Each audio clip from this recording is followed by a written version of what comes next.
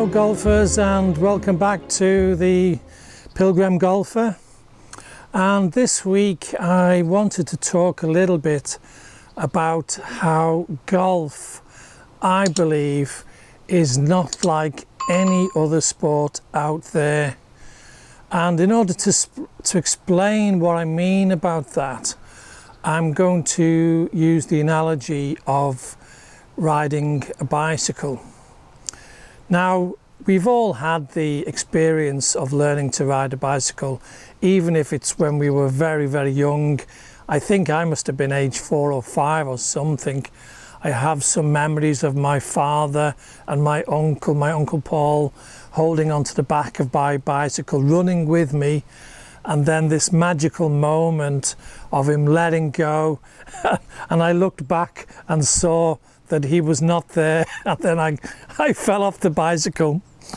But then I got back on the bicycle with this realization that I was riding the bicycle on my own.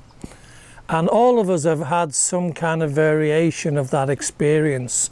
And what is so magical and beautiful about that is that after our brain somehow gets this balance, we never ever forget it.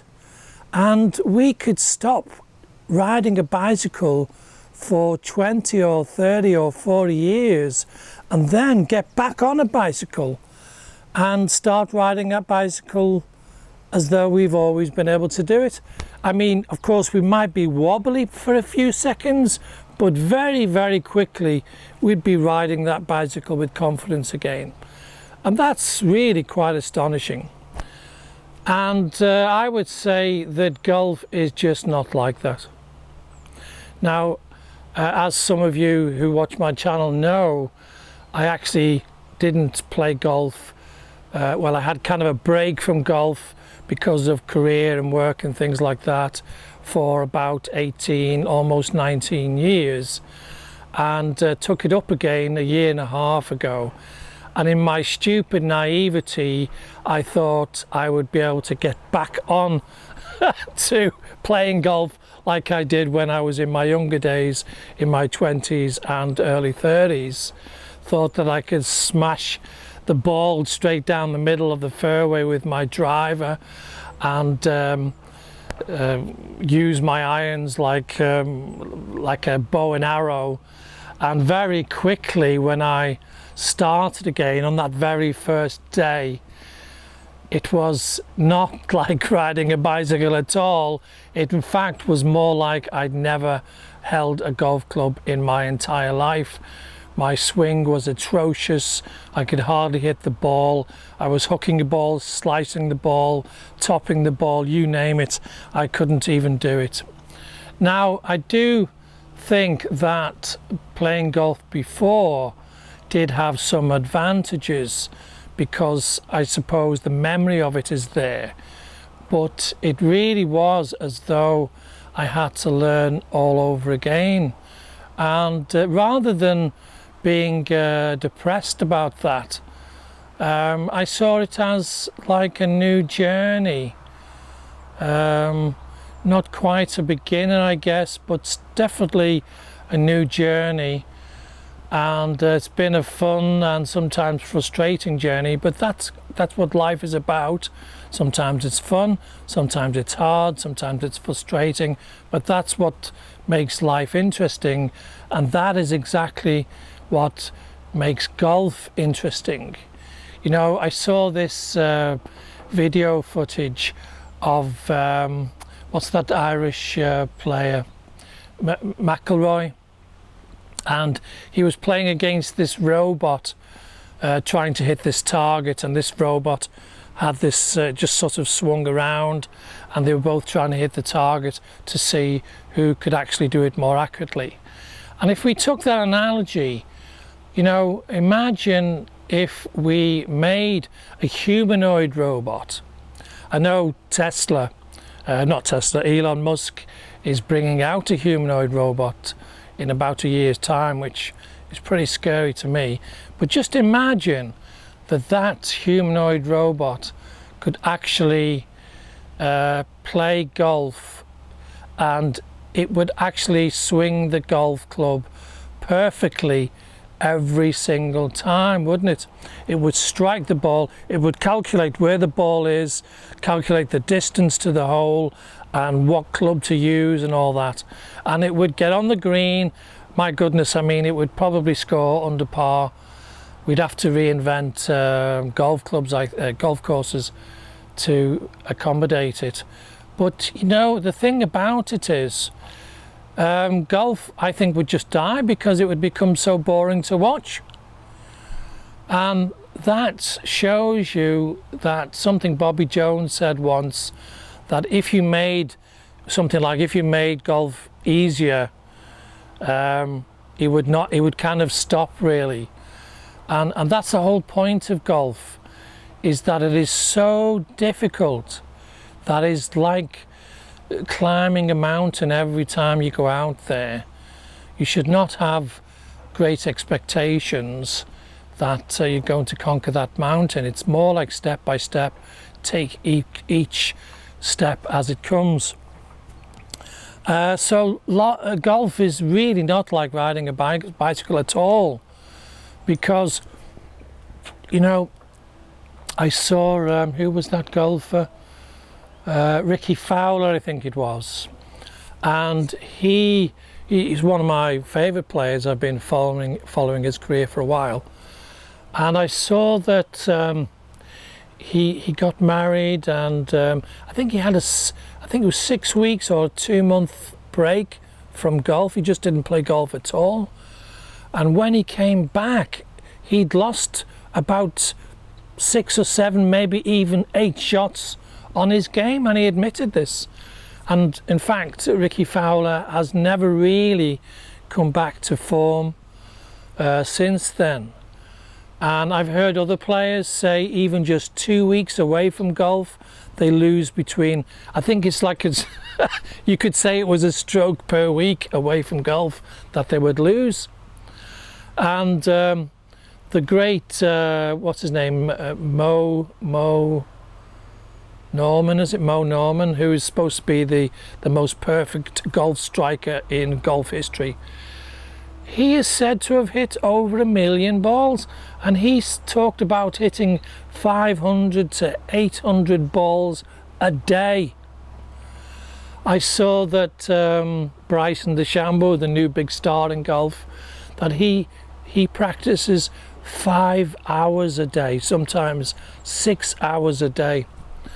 And if he stopped, you can be sure his level would go down. So it is not like riding a bicycle. It's not like if you know it, then you always have it. It isn't. You have to practice all the time, all rain or shine, and all the time. You must never stop. If you want to improve, if you want to improve your handicap, if you want to go forward, you have to constantly practice. And even then, even if you practice all the time, like I practice a lot every day, I hit balls in the garden, I go to the field in Crampsaw, I hit balls there, and I try to have a game of golf once a week. And then suddenly, out of nowhere, I can pick up a club, a driver usually, or on the tee, and it's as though I've completely forgotten how to swing the club. And for example, now I'm going through a period where I'm not hitting my irons correctly. Only a month ago, I was hitting my irons like a bow and arrow, straight as a die. I felt so confident with them. Now it's as though I've never used them before, and I'm hitting my driver and woods off the tee fantastic. So, you know, to the outside person, the person who doesn't play golf, I've noticed that they have this kind of idea in their head that the longer you play golf, the better you become. That you should be playing off zero after 3-4 years or something like that. That's just not the case. You know, I know people who've been playing golf for 30 years, day in, day out, and the best that they've come is a 15 handicap, and they just can't get past it.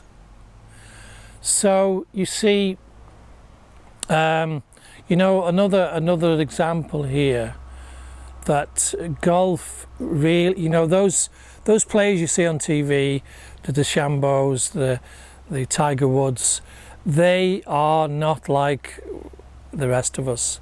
If you're an amateur, I mean, I've played with some people who seem to have this idea in their head that if they played hard enough that they could become a pro golfer on the tour. It's never going to happen. Get that idea out of your head, because not only have you got to start at age 5 or younger, but you've also got to be gifted as well.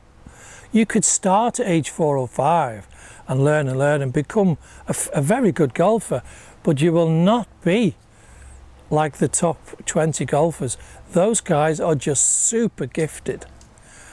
My old art teacher many years ago in ancient China, she knew Nick Faldo, and to be accurate, she knew his wife, and she said that his wife had said that Nick Faldo couldn't even wash his own socks. Now, what she meant by that, she's not being nasty about it, but it's this thing. It's as though to be a golfer at that level, it's as though God had said, you've used up all your other things. You're going to be rubbish at everything else. If you want to be that level of golfer, you've used up all your extra abilities and you're going to be crap at everything else. That's how difficult golf is. And anybody who's been in golf for a long time will know what I'm talking about. Yes, you can become a good golfer, but you'll never be on the level of those guys. Those guys have a gift beyond belief. So what do we do about that? We basically enjoy the game for ourselves. 1 week you'll play great. You'll swing the club like you've been riding the bicycle all your life, and then the next week it's as though you've got to learn the bicycle all over again. So try not to be too disheartened when that happens. I've learned to kind of laugh about it, but when you get those beautiful rare days when it all comes together and you're riding that bicycle like a superstar, don't question it, go with it, enjoy the ride, because a week later you're going to have to start to learn that ride the bicycle over again. Okay, I'll finish there. In fact, I'll put my game up here, and the reason why I'm talking about this is because I had this experience last week where it was really as though I just couldn't understand. I wasn't swinging right. Every shot was bad, and there was one moment where I went to hit the ball. It was as though my body just wouldn't do it, and I walked away. I ended up taking my jumper off. I let other people go through and thought, oh goodness, I can't even hit the ball. And then I went back and I hit a great shot after that. So there's something going on there in golf. The consciousness somehow with the larger consciousness system has to be joined together. So I'll leave it there.